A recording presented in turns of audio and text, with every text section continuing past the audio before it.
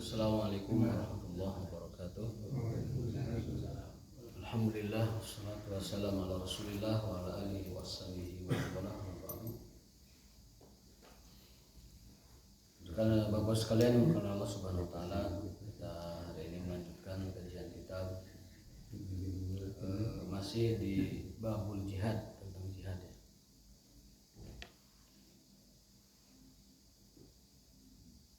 Faslun fi syartil jihad, bab tentang syarat jihad. Syarat berjihad. Wala yatimul jihadu illa bil hijrah. Belum itu ya. Oh, maaf ada yang kelewat, bukan itu. Belum. Masih maratibul jihad. Maratibul jihad, urutan atau tartib berjihad. Urutan tartib berjihad. Faslun fi maratibil jihad. Fal jihadu arba'u maratib. Jihadun nafsi wa jihadu syaitan wa jihadul kufar wa jihadul munafikin. Kata kitab Zadul Ma'ad ini bahwa maratib atau tartib berjihad itu yang pertama jihadun nafs, jihad melawan hawa nafsu. Ini oleh penulis diulang juga ini. Kemarin sudah, tapi mulai ditartibkan ya. Kemarin kita bahaskan macam-macam musuh ya, bagi seorang manusia. Tapi sekarang diulang lagi dengan urutannya 4. Kemarin 3 kan? Ya. Jihad melawan dirinya sendiri, jihad melawan syaitan, jihad melawan musuh. Ya. Nah sekarang ditartibkan lagi menjadi 4. Kita baca ya.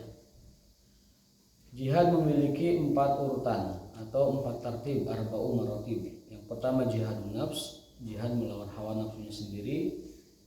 Dari sifat tamak, sifat tidak qanaah, sifat sombong, sifat takabur, segala macam sifat buruk itu adalah jihad yang paling besar.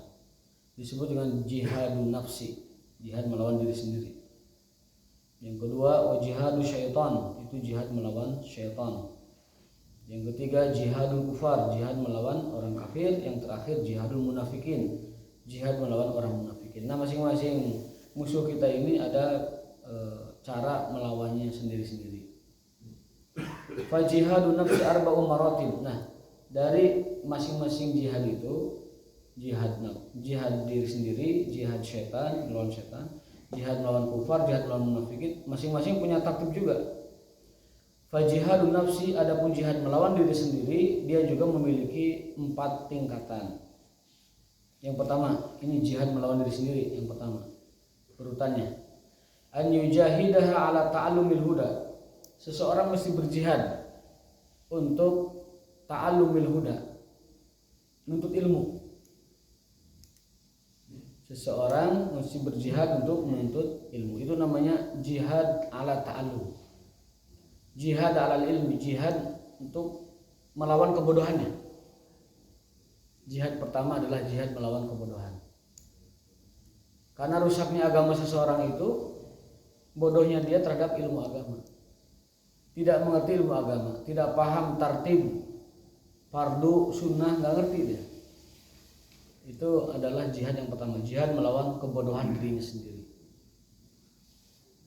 Contoh di masyarakat, banyak orang mengamalkan sunnah-sunnah, pasunatan, tetapi kepada yang fardu abai.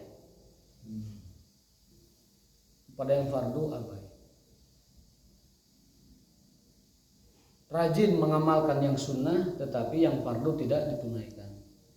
Contoh di masyarakat kita banyak orang yang pergi ziarah sana, ziarah sana, ziarah sini. Yang ziarah itu maksimal pun hukumnya itu sunnah. Semaksimal apapun, bahkan mengunjungi Rasulullah SAW, berziarah ke makam Nabi sunnah. Pada akhirnya hukumnya sunnah.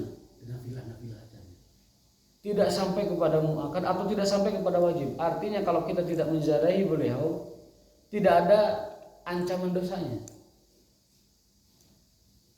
Apalagi selain beliau, ziarah-ziarah ke makam sana makam sini, yang kalaupun mentok itu hukumnya sunnah, paling tinggi sunnah.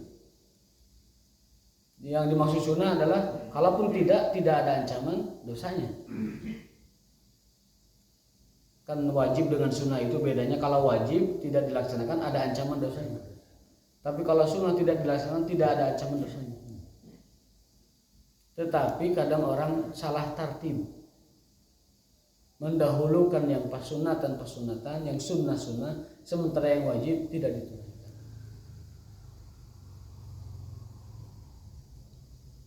Ta'alum, belajar, thalabul ilmi itu wajib.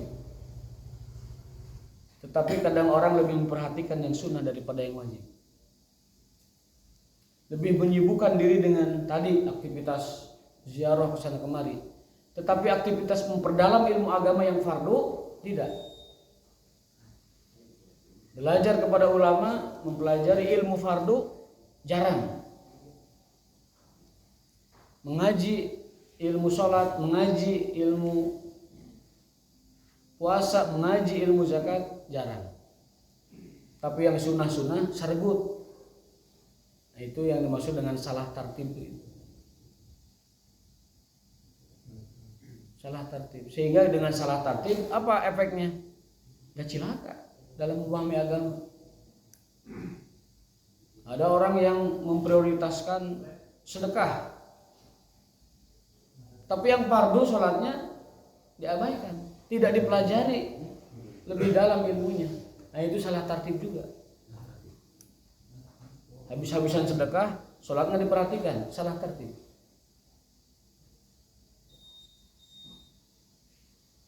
Mempelajari ilmu-ilmu yang lain cabang agama, tasawuf, tarekat, apalagi itu segala macam. Tapi mempelajari ilmu fardu kurang sebut, kurang semangat. Nah itu namanya salah tartib. Kalau orang sudah beres ilmu syariatnya sempurna, ilmu fardu, ilmu wajib, ilmu sudah sempurna, baru kita bisa melirik ilmu yang lain, silahkan. Nah kita ini kadang-kadang itu salah tartib dalam beragama, sehingga yang sunnah dikejar, yang wajib diabaikan, yang bahkan tidak sunnah sekalipun diperjuangkan, tapi yang fardu bahkan tidak disempurnakan. Nah ini adalah ilmu yang penting supaya kita tidak salah memahami atau gagal paham memahami ilmu agama kita. Kuatkan dulu ilmu zahir, kuatkan dulu ilmu syariah, kuatkan dulu ilmu fardu, barulah kita mendidik ilmu-ilmu yang lainnya. Kalau ilmu batin mungkin ada tarikat, ada tasawuf, ada segala macam, silakan. Karena orang banyak yang terjerumus di sini, akhirnya ngagilak, mengudag ilmu jiwa, mengudag ilmu batin, mengudag ilmu yang kasyaf begitu, tidak terlihat oleh lahir, tapi yang fardu terabaikan. Akhirnya salah tartib. Apa efeknya? Ya ciloko. Pada tinggun tawing di jalan itu.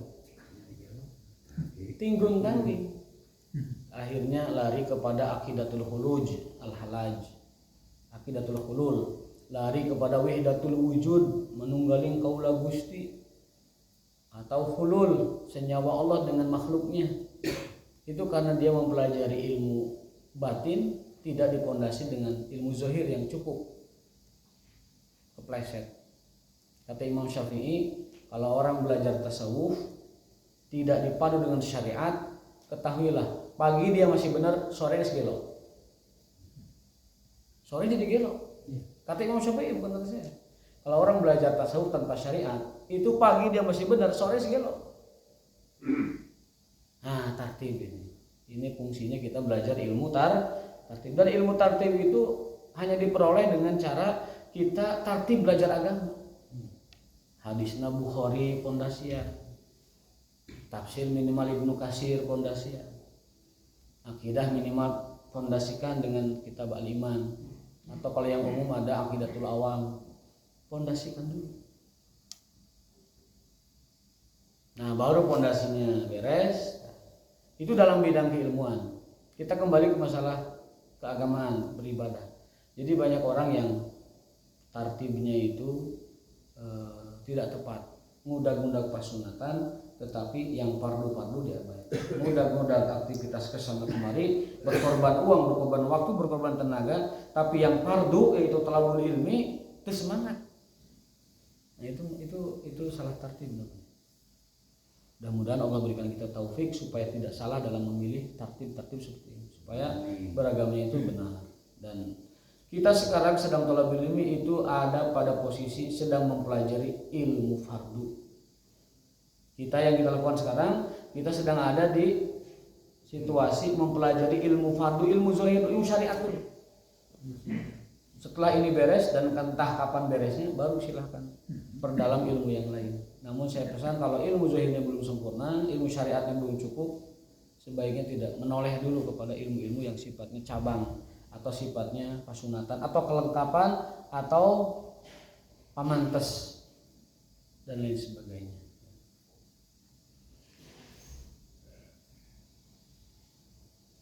Fajihadun nafsi arba'u maratib aidan. Adapun jihad nafsu, jihad hawa nafsu, jihad diri itu ada 4 urutan. Yang pertama adalah belajar. Yang kedua adalah mengamalkan yang dipelajari, itu jihad kedua. Jihad melawan hawa nafsu, yang kedua adalah mengamalkan ilmu yang kita ketahui. Yang ketiga adalah berjihad mendakwahkan ilmu tersebut. Setelah mengamalkan, mengajarkan, menyampaikan. Dan yang keempat adalah berjihad untuk sabar dalam mengamalkan ilmu tersebut dan mendakwahkan ilmu tersebut. Itu adalah urutan jihad melawan hawa nafsu diri kita sendiri. Yang pertama adalah belajar, itu jihad yang pertama. Yang kedua mengamalkan yang dipelajari.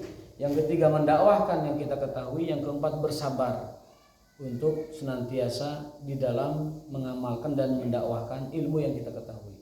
Itulah urutan kita berjihad melawan nafsu kita sendiri. Fa idza istakmala hadhihi al-maratib al-arba'a sara min ar-rabbaniyin fa inna as-salafa mujmi'una ala anna al-'alima la yastahiqu an yusamma rabbaniyan hatta ya'rifa al-haqqa wa ya'mala bihi wa yu'allima. Karena para ulama sepakat ketika orang disebut sebagai alim rabbani, sebagai ulama yang rabbani, itu manakala dia mengetahui kebenaran dan mengamalkan kebenaran itu serta menyampaikannya kepada orang lain. Itu disebut alim rabbani. Karena kita diperintahkan oleh Allah untuk menjadi alim rabbani. Kunu rabbaniyin bima kuntum tu'allimuna kitab wa bima kuntum tadrusun. Jadilah kalian orang-orang yang rabbaniyun dari apa yang telah kalian pelajari. Nah, yang disebut rabbaniyun adalah orang yang ya'riful ilma wa ya'mala bihi wa yad'u ilaihi wa yasbir alaihi. Disebut sebagai ulama rabbani manakala dia mengetahui ilmu, mengamalkan ilmu tersebut, mendakwahkannya, kemudian bersabar di atas itu semua. Itu barulah ulama yang rabbani yang Allah puji di dalam ayatnya. Dan Allah perintahkan kita menjadi rabbani. Kunu rabbaniin, itu Quran, ya? Quran. Kunu rabbaniin bima kuntum tu'allimuna al-kitab wa bima kuntum tadrusun. Jadilah kalian alim-alim rabbani dari apa yang telah bima kuntum tadrusun, yang kalian pelajari. Alim rabbani itu alim yang diridhoi oleh Allah Subhanahu wa taala. Bukan ulama usultan, bukan ulama udaulah, bukan ulama unnas, bukan ulama unnas yang mencari keridhaan manusia, mencari keridhaan penguasa, bahkan mencari materi, bukan. Ulama rabbani adalah ulama yang ya'riful haq, yang mengetahui ilmu dan kebenaran, mengamalkan ilmu kebenaran itu, mendakwahkan ilmu kebenaran itu, kemudian bersabar di atasnya. Baru itu yang disebut sebagai ulama rabbaniin atau alimun rabbaniin. Dan itu susah. Itu susah. Itu tercantum dalam surat Al-Asri. Urutan tadi Al-Asri, tapi kalau ulama rabbani ada di ayat lain. Kunu rabbaniin bima kuntum tu'allimuna al-kitab wa bima kuntum tadrusun. Jadi wa amma jihadu syaitan famartabatan. Itu 4 urutan berjihad melawan diri sendiri. Belajar, mengamalkan, mendakwahkan, bersabar di atas itu jihad melawan diri sendiri. Rangkumannya ada di surat Al-Asr. Makanya Imam Syafi'i mengatakan kalau Allah tidak menurunkan hujah pada manusia selain ini, itu cukup. Andaikan Allah tidak menurunkan Quran, andaikan Allah tidak menurunkan Quran dan hanya menurunkan surat Al-Asri, lakafatu, itu cukup sebenarnya. Dan Allah menurunkan banyak ayatnya. Kata Imam Syafi'i, andaikan hanya 1 surat aja ini, itu cukup sebenarnya untuk menjadi hujah bagi Allah mendakwa manusia nanti di akhirat. Apalagi dengan banyak hujah. Kita ada 6.666 ayat. Ada yang berpendapat 6.665, ada yang 667 karena perbedaan potongan ayat. Seperti Al-Fatihah, sebagian ulama mengatakan Siratal ladzina an'amta 'alaihim ghairil maghdubi 'alaihim waladdallin, 2 ayat. Sehingga 7 ayat itu dengan ini bismillah tidak dimasukkan. 7 ayatnya itu penggalan ayat terakhir. Ada yang berpendapat Al-Fatihah itu 7 ayat dengan bismillahnya. Karena ghairil maghdubinya 1 ayat dari sirata itu. Itu perbedaan ulama qiraah. Ya, sesuai dengan riwayat yang datang kepada mereka. Tetapi ala kulli hal, bahwa andaikan Allah tidak menurunkan hujah, argumen bagi manusia selain surat Al-Asr, itu sudah mencukupi mereka. Nah, itu urutan jihad melawan diri sendiri. Kemudian wa amma jihadu syaitan famartabatan. Adapun jihad melawan syaitan ada 2 tartib juga, 2 urutan, 2 tingkatan. Ihdahuma, yang pertama jihaduhu ala daf'i ma yulki ilal abdi minasyubuhat wasyukuk fil iman. Yang pertama adalah jihad melawan syubhat dan keraguan yang diwaswaskan oleh setan. Itu butuh jihad itu. Jihad melawan keraguan dibisiki oleh setan, itu urutan pertama. Wasaniyah, dan urutan kedua jihaduhu ala daf'i ma yulki minal iradatil fasidati wasyahawat. Jihad melawan syahwat yang diajak oleh setan. Jadi urutan jihad yang kedua yang melawan setan itu 2. Hilangkan syubhat dalam pikiran kita, karena setan selalu mewaswaskan syubhat. Dan yang kedua adalah jihad melawan syahwat, karena setan selalu mengajak kepada syahwat. Fal jihadul awal yakunu bi'uddatil yakin. Jihad melawan syubhat dengan cara menambah dan memupuk keyakinan. Wathani yakunu bi'uddati sabar, dan jihad melawan syahwat maka dengan cara memupuk kesabaran. Syubhat obatnya yakin, syahwat obatnya sabar. Contoh paling kecil aja. Syubhat dari setan itu ketika kita mau ibadah suka diganggu dengan was-was. Mau takbir aja was-was. Beberapa kali was-was. Ada was-was yang kedua muter. Ada was-was. Ada was-was salam. As. Karunya makmum kalau dia imam, kalau sendiri enggak apa-apa. Itu syubhat paling minimal yang setan tanamkan kepada manusia. Apa obatnya? Keyakinan. Yakin saya takbir, Allahu Akbar. Tidak boleh ada keraguan. Al-waswasatu minasyaitan. Was-was itu dari setan. Salam, yakin aja assalamualaikum. Karena apa yang kita waswasi sama sekali tidak akan mendatangkan madarat apa-apa. Syubhat dalam pikiran pernah kita bahas, kalau ada di pikiran kita, siapa sih yang menciptakan Allah? Itu syubhat itu. Kata Nabi kalau ada pikiran kayak gitu, bacalah a'udzubillahi minasyaitonirrajim.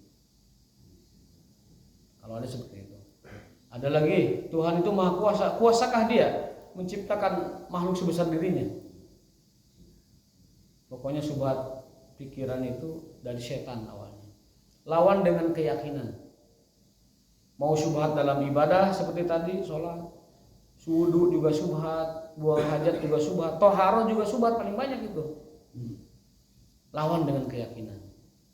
Syubhat dalam pikiran, lawan dengan keyakinan. Syubhat dalam keimanan, lawan dengan pemikiran. Contohnya apa? Syubhat tidak percaya ajab kubur. Syubhat itu setan yang menanamkan pada dirinya. Padahal dalilnya mutawatir,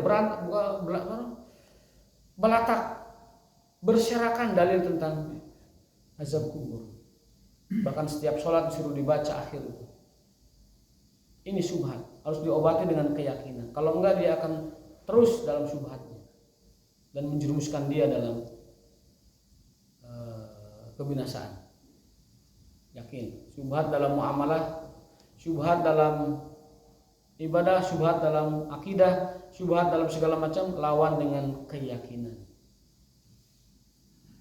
Yang kedua syahwat. Ya. Jihad kedua melawan setan itu adalah melawan syahwat. Ini yang paling berat ini. Ada orang yang bisa lulus melawan syubhat tapi kadang kalah melawan syahwat. Harta, tahta, wanita. Itu paling berat syubhat. Dalam sebuah hadis, sesungguhnya rakusnya manusia pada harta dan tahta melebihi rakusnya singa ketika lapar pada buruannya. Itu kata Nabi SAW. Rakusnya manusia, ambisi manusia, panjang angan-angannya manusia kepada harta dan jabatan itu melebihi rakusnya singa pada buruannya. Makanya ini menjadi peringatan buat kita supaya syahwat itu dapat dibendung dengan kesabaran. Obatnya syahwat hanya satu, kesabaran. Pengen khamar, sabar, dan engke di surga ge aya khamar atuh kalem. Di surga itu ada sungai khamar. Wa khamrin ladzatin lisyaribin. Penduduk surga punya khamar. Ada yang nanya, "Ustaz, kok khamar diharamkan di dunia, malah di surga disediakan?" Saya bilang, jangankan khamar, wanita di surga dihalalkan tanpa ijab kabul. 100 deh. Bidadari. Tinggi mana haramnya wanita dengan khamar? Tinggi wanita, tapi Allah halalkan. Kenapa? Ya dia yang punya hukum. Allah yang punya hukum. Di dunia diharamkan, di sana dihalalkan. Karena ada yang nggak percaya, masa di surga ada khamar? Kadang-kadang aja. Orang ayatnya begitu, hadisnya begitu. Karena itu untuk menggembirakan orang-orang beriman yang waktu di dunia tidak bisa minum khamar.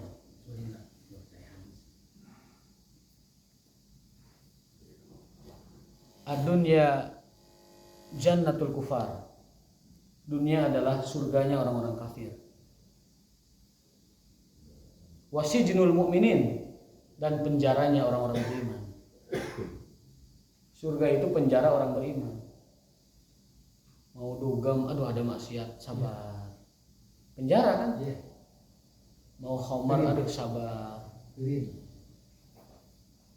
Penjara. Mau riba, sabar. Penjara. Mau apa lagi itu? Zina, sabar. Penjara. Dunia adalah penjara orang-orang beriman. Makanya Allah nggak kasih banyak-banyak orang beriman itu, dunia itu. Nanti dikasihnya di akhirat. Kalau orang kafir memang surganya riba, habak, babi, sikat, zina, sikat, apalagi khamar, tenggak, ya surganya orang kafir. Maka kita di dunia jangan bertingkah seperti orang kafir. Allah ingatkan, la yaghurannaka taqallubul ladzina kafaru fil bilad. Hai orang beriman, kamu jangan kabita ke orang kafir. La yaghurranna, jangan kabita, taqallubu ku ugat-ugatna al kafir, orang kafir. Jangan kabitaan ku ugat-ugatna orang kafir. Karena pi kabitaeun. Ugat-ugat orang kafir pi kabitaeun. Hidup bebas. Tidak ada aturan. Siapa saja bisa dipilihnya, apa saja bisa dimakannya. Segala macam perbuatan bisa dinikmati. Waliyazbillah. Maka Allah ingatkan, mata'un qalil, orang kafir itu hanya mata'un qalil, nikmat yang sebentar saja. Wa ma'wahu jahannam, tapi akhirnya jahannam. Wa bi'sal masir, dan itu adalah kembali yang paling buruk. Itu yang kedua, jihad melawan setan yang berupa syubhat itu dengan yakin, dan jihad melawan setan yang berupa syahwat dengan kesabaran. Luar biasa ini. Sabar ini luar biasa. Makanya Allah janjikan buat orang yang sabar pahalanya tanpa hisab.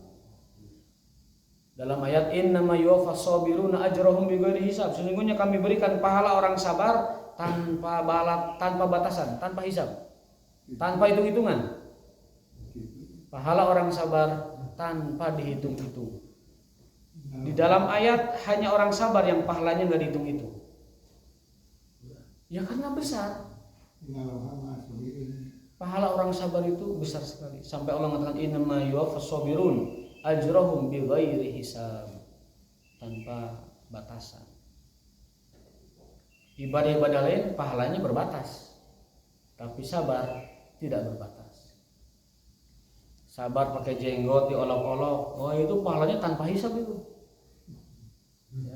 Sabar pakai mazhar, apa namanya ini penampakan yang syar'i diolok-olok, itu sabarnya tanpa hisab pahalanya. Wanita berkudung, berjilbab, hijab diolok-olok, sabar hareudangna, sabar disebut ninjana, sabar disebut gelung pespana, segala rupa lah pokoknya. Itu tanpa hisab pahalanya. Innama yuwaffas sabiruna ajrahum bighairi hisab. Contoh kesabaran itu adalah Nabi Zakaria. 100 tahun gak dikasih keturunan. Sabar 100 tahun, bayangkan. Nah itu pahalanya tanpa hisab. Kita mah belum apa-apa, sabarnya geus keok ya. Keok, sabarnya sedikit. Mudah mengumpat, mudah tidak menerima, mudah mengomentari takdir. Nah ini pelajaran buat kita bahwa kesabaran adalah obat dari segala macam syahwat. Hayang naon sabar, hayang naon sabar. Mau pakai cincin emas, kata Nabi, kalau orang pakai di dunia, di akhirat gak akan pakai dia. Barang siapa yang memakai perhiasan untuk makannya, untuk minumnya, untuk perhiasan bagi laki-laki, dia tidak akan menikmatinya di surga. Artinya Pak, mau diasupkan ke surga. Jadi sabar untuk tidak pakai perhiasan, karena nanti dipakainya di sana. Ragu, berarti ada masalah dengan keimanannya. Kalau ragu ada masalah dengan keimanannya. Makanya ujian orang beriman itu berat sekali. Mengimani sesuatu yang tidak nampak, berat itu ujian itu. Meyakini sesuatu yang belum terjadi atau tidak nampak, berat. Kalau sudah nampak, maka mengimaninya menjadi tidak berguna. Jadi tidak berguna. Wa amma jihadul kufar wa al munafikin bi arba'i marrat. Adapun jihad melawan orang kafir dan orang munafik itu juga ada 4 tahapan. Yang pertama, melawan dengan hati, itu yang paling lemah, bil qalbi. Yang kedua, jihad melawan orang kafir dan munafikin bil lisan, dengan lisan, dakwah, iqamatul hujjah, menyampaikan kepada manusia tentang tauhid. Wal mal, jihad dengan harta, itu urutan ketiga. Jadi pertama jihad dengan hati, yang kedua jihad dengan lisan, yang ketiga jihad dengan harta, yang keempat jihad dengan nyawa atau jiwa dalam jihad. Wa jihadul kufar akhassu bil yad wa jihadul munafikin akhassu bil lisan. Secara garis besarnya, jihad melawan orang kafir itu dengan kekuatan, dan jihad melawan orang munafikin dengan argumen. Kenapa? Karena orang munafikin mah setengah iman, setengah kafir. Melawannya dengan argumen. Dan ini kelompok ini yang paling banyak di tengah masyarakat. Maka melawan mereka adalah dengan argumen. Wa jihadul munafikin khususan bil lisan. Secara khusus itu dengan lisan. Atau akhassu bil lisan, lebih khusus dengan lisan. Harus pandai berretorika, harus pandai berdiskusi, harus pandai berdebat, harus pandai beriqamatul hujjah. Jangan jadi orang teu nyambung. Mau jihad dengan orang munafikin, main lagi teu nyambung ngomongna. Kayak begitu. Mengoreksi tapi tidak tahu dalilnya. Argumen A dibalas dengan B, logika A, premis A dibalas dengan premis B, teu nyambung. Ilmunya tidak sampai, cara debatnya tidak bisa. Ya akhirnya kalah argumen dengan orang munafikin. Tapi kalau ilmunya kuat, kemudian punya juga kemampuan dan ilmu debatnya bagus, baru dia berjihad melawan orang munafikin dengan argumen. Sekali lagi, melawan orang kafir jihadnya dengan kekuatan, melawan orang munafik jihadnya dengan argumen. Melawan ahli maksiat jihadnya satu dengan hati, dengan tidak meridhoi perbuatannya, itu paling lemah. Yang kedua jihad dengan lisan, menasihati dengan kata-kata. Yang ketiga jihad dengan otoritas atau dengan power supaya dia menghentikan kemungkarannya. Tapi untuk yang power ini mesti dia punya otoritas dan kekuasaan, itu ulil amri lah. Wa amma jihadu arbabi zulmi, adapun jihad melawan orang-orang zalim, wal munkarat, orang-orang munkar, wal bid'ah, dan orang-orang yang ahli bid'ah. Kita tidak masuk ke tema bid'ahnya karena pembahasan luas sekali. Fasalah sumaratib, maka urutannya 3. Masuk kenapa urutan disampaikan? Agar kita punya manhaj. Gimana sih melawan ahli bid'ah? Gimana sih melawan mengkanter orang munafik? Gimana sih mengkanter orang kafir? Gimana melawan diri kita sendiri? Dan gimana melawan setan? Ini ilmu tartib ini sangat penting. Kalau tidak tahu tartib, cilaka. Tadi sudah saya sampaikan di awal. Tidak ngerti tartib wajib sunnah, cilaka. Akhirnya semangat mengamalkan sunnah, wajib terbengkalai. Sunnahnya batal atau gagal. Tadi sudah dicontohkan.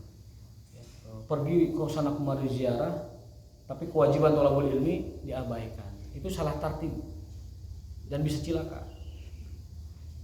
Pergi umrah bolak-balik haji itu pernah. Itu salah tartib, bisa cilaka. Kecuali kalau kondisi memang haji nggak bisa. Tapi kalau haji bisa malah dia milih umrah terus, ya sama. Haji dulu yang fardu.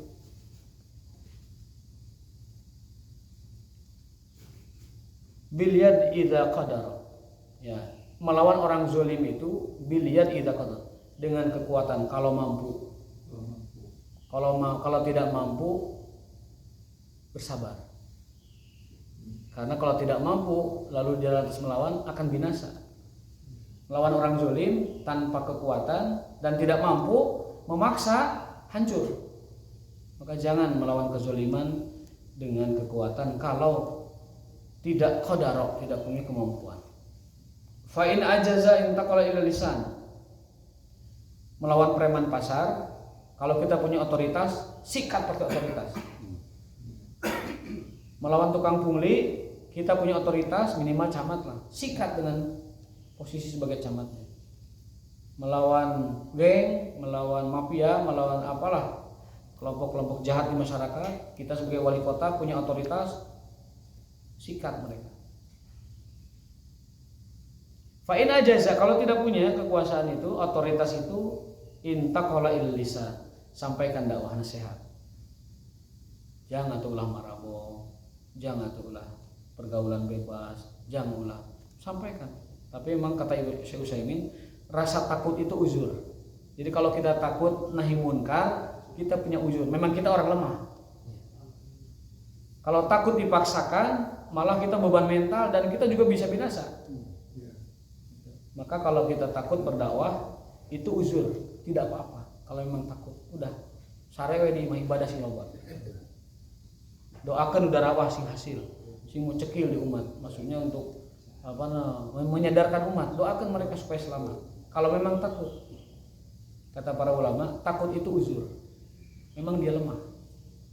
Cuman tidak akan dapat abdoliyah, tidak akan dapat fadilah, tidak akan dapat pahala berdakwah. Makanya saya katakan, kalau dia takut, wes sare di iman. Dia punya berani, maju dakwah. Berangkat dakwah, sampaikan kebenaran, sampaikan al-haq, meskipun apa risikonya. Kalau tidak mampu, wes sare di iman. Karena takut adalah uzur. Ada fenomena tidak berani dakwah, takut dakwah, tapi menghalangi orang dakwah. Nah, itu mah caliwuran. Dakwah tidak mau menghalangi orang dakwah. Kritisi untuk menghalangi. Atau memberi syubhat pada yang lain gitu. Dakwahnya tidak, tapi ngasih syubhat sama yang lain. Fa in ajaza jahada biqalbi. Nah, melawan kezaliman, kemungkaran, kemaksiatan, kebid'ahan, perbuatan bid'ah maksudnya, urutannya 3. Lawan dengan kekuatan kalau punya otoritas, tidak punya lawan dengan lisan, sampaikan nasihat, kalau tidak bisa lawan dengan hati. Kita tidak pernah meridhoi kemaksiatan, kemungkaran, kezaliman dan juga perbuatan bid'ah tersebut. Jadi melawan perbuatan bid'ah kalau kita tidak punya otoritas dan juga takut menyampaikan nasihat, udah dengan hati aja. saya sebenarnya tidak ridho ini perbuatan bid'ah ini. Tapi dah kumaha tidak bisa berbuat apa-apa. Ya udah, lawan dengan hati itu begitu. Jangan sampai malah ridho dengan bid'ah itu. Ridho dan bahkan mendukung gitu. Contoh baca Quran pakai langgam Jawa, padahal kita diperintahkan baca Quran dengan lahan orang Arab. Iqra'ul Quran biluhunil Arab, bacalah Quran dengan langgamnya orang Arab. Banyak orang Arab sekarang yang bisa ditiru, ada Syekh Sudais, ada Syekh Suraim, ada Al-Mu'aikli, ada Syekh Al-Bandar, Balila, banyak. Kenapa kita malah baca Quran ala Pupuh Kinanti? Ada orang baca Quran ala Pupuh Kinanti. Kalau memang dia bisanya itu dan tidak bisa yang lain, di pegunungan sana silahkan. Tapi kalau dia masih bisa belajar, pelajari Quran, baca Quran dengan langgamnya orang Arab. Iqra'ul Quran biluhunil Arab. Bacalah Quran dengan lahan itu lagom. Lagom itu nada orang Arab. Jangan pakai Pupuh Kinanti. Al-Attaka hadisul Ghasyiyah, enggak bisa. Enggak bisa Quran dengan lahjah itu. Adan juga sama. Adan itu ikutin lahjahnya orang Arab. Pokoknya dalam hal-hal syiar itu orang Arab itu jadi patokan. Kalau bisa azan kita seperti mereka. Kalau bisa baca Quran kita seperti mereka. Para ulama memberi toleransi uzur kalau memang tidak bisa lagi. Aki-aki di lembur itu aya nu ngajaran baca Quran bagaimana cara nada intonasinya. Bisanya baca Quran gaya Sunda. Teu sawias itu, tidak apa-apa. Pakai tadi budak letik bisa ngapung napeuting. Quran digitukeun. Saya pernah dengar kayak gitu. Di daerah itu salah jambe kuningan pojok sana. Di pedalaman. Ai urang mah dihajakeun di istana dihajakeun. Baca Quran pulang jauh di gamelan we. Dipakai gamelan dibacakan Quran. Iya, ya artinya apa itu sebagai contoh bahwa itu adalah perbuatan bid'ah. Kalau kita ada di lingkungan itu tidak bisa menegur dengan kekuatan, ada orang lain menteri, tidak bisa dengan lisan karena kita bukan MUI, ya dengan hati. Perbuatan itu munkar. Ini munkar, tidak bisa diterima dengan hati kita. Dengan kesenian itu biasanya hubungannya dengan Sama. Alasan apapun mau seni mau budaya, kalau sudah syariat yang dipakainya nggak boleh. Bedanya dengan qiraat sab'ah Kalau itu ada riwayatnya. ada Riwayat. Qiraat sab'ah itu qiraat yang diriwayatkan dari Rasul dengan langgam-langgam tiap orang Quraisy yang berbeda. Gitu. Itu mah tidak masalah. Qiraat sab'ah itu mau mempelajari waros, qalun, hafaz silakan. Mau mempelajari langgam-langgam yang 7 itu silakan. Tapi rata-rata di dunia Islam itu sekarang 3 aja yang banyak beredar, waros, qalun dengan hafs. 3 itu aja, jarang yang lain dipakai. Wadduhe itu kan waros ya. Wadduhe wal laili idza saje ma wada'aka rabbuka wa ma qala itu. Muammar juga bisa itu. Qari Muammar Jata yang legendaris. Beliau menguasai qiraat sab'ah itu. Tapi tidak semua orang punya ilmu atau kemampuan yang seperti itu. Yang nggak bisa mah nggak punya sanadnya, janganlah baca itu.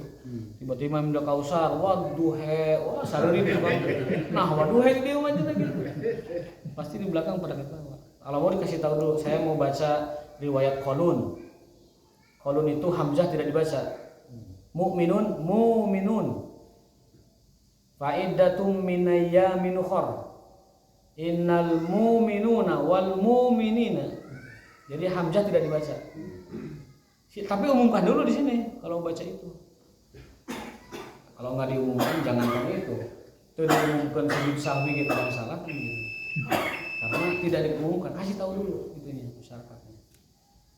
Mau kunut nazilah kasih tahu. Saya sekarang ada seruan dari PBNU untuk kunut nazilah tiap sholat. Tiap sholat. Tapi kadang kita kan mempraktekannya tiap sholat tuh agak jarang ya. Ya udahlah minimal subuh dibaca nazilahnya, ditambahkan nazilahnya. Karena Lebanon itu setiap 2 hari 1000 orang meninggal Lebanon itu. Lebanon yang Sunni maupun yang Syi'i itu korban siapa? Gaza sudah 42 orang yang meninggal. 42.000 maaf. 42.000 di Gaza, tiap hari ada kehancuran. Kemarin tuh pegawai PBB yang sedang ngurus pengungsi diserang juga. Pegawai, padahal dia kan punya perlindungan internasional, tapi nggak tahu lah. Israel nggak habis-habis. Ujian iman orang-orang beriman di Israel. Fa in jahada biqalbi, kalau kita tidak bisa menolak kemungkaran, kezaliman, perbuatan bid'ah, maka usahakan hati kita tidak ridho dengan perbuatan itu. Setiap melihat kebidahan, kita tidak bisa merubahnya, hati kita jangan menerima. Ini tuh munkar. Fa hadis salasa asyrah murattabatan minal jihad. 13 perkara ini adalah tartib jihad yang benar. Waman mata lam yagzu walam yagzu. Kalau itu tidak ada sedikit pun gerantas atau lintasan hati untuk melakukan 13 ini, maka dia kena hadis Nabi, barang siapa yang tidak punya niat berjihad sama sekali, maka dia mati dalam keadaan nifak. Ada kemunafikan dalam dirinya. Hadisnya waman mata man mata walam yagzu walam yuhaddis nafsahu bil ghazwi mata ala syu'batin minan nifaq.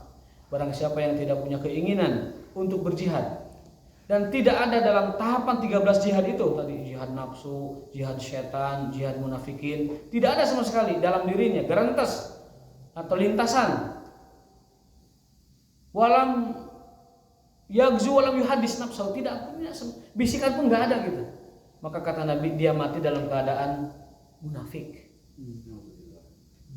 Jadi minimal niat dakwah itu ada, Pak. Tadi kan marotib jihad melawan apa?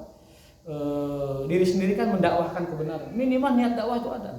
Suatu saat saya akan menyampaikan kebenaran ini. Pada keluargaku minimal, pada istriku, anakku, keturunanku minimal ada. Kalau nggak ada, kata Nabi, dia ada dalam cabang kemunafikan. Minimal punya niat. Kalau dengan hasbunallah wa ni'mal wakil, itu mah doa. bukan maksud saya itu sebagai jihad hati apa? Jihad hati itu mengingkari. Jihad hati itu mengingkari. Dan karena tidak mampu, tidak kuat, jadi Kalau hasbunallah itu doa. Hasbunallah itu doa.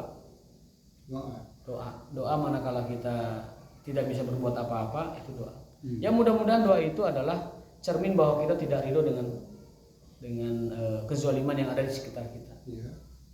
Jadi itu termasuk bagian dari jihad. Jadi Bapak sekalian, jamaah sekalian, minimal kita harus ada di 13 tartib jihad itu. Supaya kita tidak masuk pada orang yang mati dalam keadaan munafik, yang tidak punya niat sedikit pun memperjuangkan agama kita. Itu intinya di situ. Tidak ada maksud berdakwah, tidak ada niat berdakwah, tidak ada niat thalabul ilmi. Jihad pertama kan tadi jihadul ilmi, jihad belajar. Tidak ada sama sekali khawatir kita mati dalam cabang kemunafikan. Nauzubillah min dzalik. Wallahu ta'ala bisawab, wallahu waliyut taufiq, hadanallahu wa iyyakum ajma'in. Subhanakallahumma wa bihamdika asyhadu an la ilaha illa anta astaghfiruka wa atubu ilaik. Rabbana atina fid dunya hasanah wa qina adzabannar. Assalamualaikum warahmatullahi wabarakatuh.